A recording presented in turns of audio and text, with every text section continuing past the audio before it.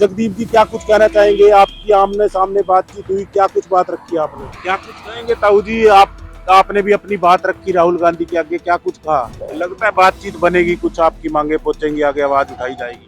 तो उसको भी याद दिला दिया, अगर ये भी आवाज नहीं उठाएगा, जैसे बीजेपी उखाड़ने का काम कर रहे हैं, ऐसे फिर इसका भी काम कर देंगे अगर किसानों की आवाज नहीं उठाओगा तो। हरियाणा तक में आपका स्वागत है। राहुल गांधी की भारत जोड़ो यात्रा आज करनाल पहुंची है। वही यात्रा के दौरान राहुल गांधी ने करनाल के बस्ताड़ा टोल प्लाजा पर भारतीय किसान यूनियन सर छोटू राम से जुड़े कुछ किसानों व करनाल टोल संघर्ष समिति है उससे जुड़े कुछ किसानों से बातचीत की। वही किसानों ने राहुल गांधी को ज्ञापन भी सौंपा। हमारे साथ इस समय किसान नेता जगदीप सिंह ओलक व ताऊ समय सिंह जी बने हुए हैं। ये सीधा उन्हीं से बातचीत करेंगे।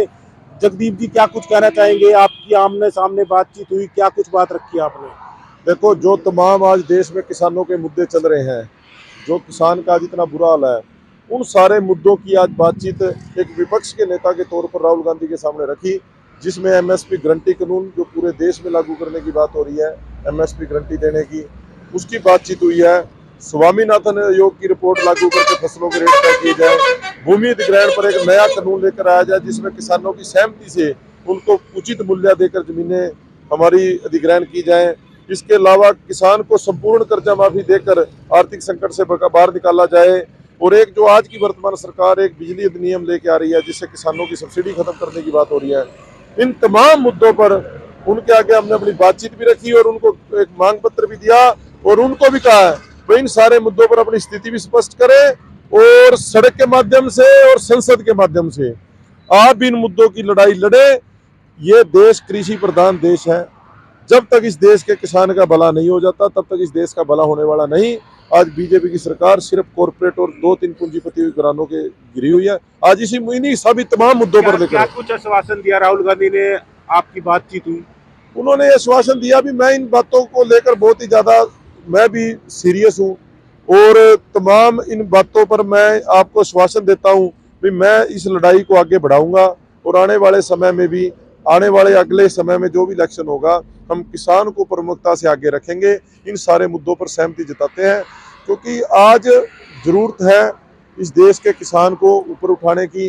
तो उन्होंने भी ये कहा भी इन सारे मुद्दों पे हम सहमत है, हम आगे भी इसकी आवाज़ संसद में भी उठाएंगे और सड़क के माध्यम से भी उठाएंगे। तो आज सारों ने मिलकर प्रतिनिधिमंडल ने यही बातचीत उनसे रखी। क्या कुछ कहेंगे ताऊ जी? आपने भी अपनी बात रखी राहुल गांधी के आगे, क्या कुछ कहा? ये 5-4 मिनट बात चली है, जैसे कि ओलक ने बताया है, सारी बातें हमारी मीटिंग में पास हुई थी किसानों की और ये जो है उसको ज्ञापन सौंपा गया है और उन्होंने पूरी ध्यान से सुनी है और ताऊ को उन्होंने पूरा विश्वास दिया है। ताऊ मैं किसानों की बात को जितने भी से सहजत हुई हैं उनको व्यर्थ नहीं जाने दूंगा और मैं सबसे पहले ये बात आपकी लोकसभा में मीटिंग में भी रखूंगा और पूरा मेरे को पूरा विश्वास दिलाया गया। लगता है बातचीत बनेगी, कुछ आपकी मांगे पहुंचेंगी, आगे आवाज उठाई जाएगी।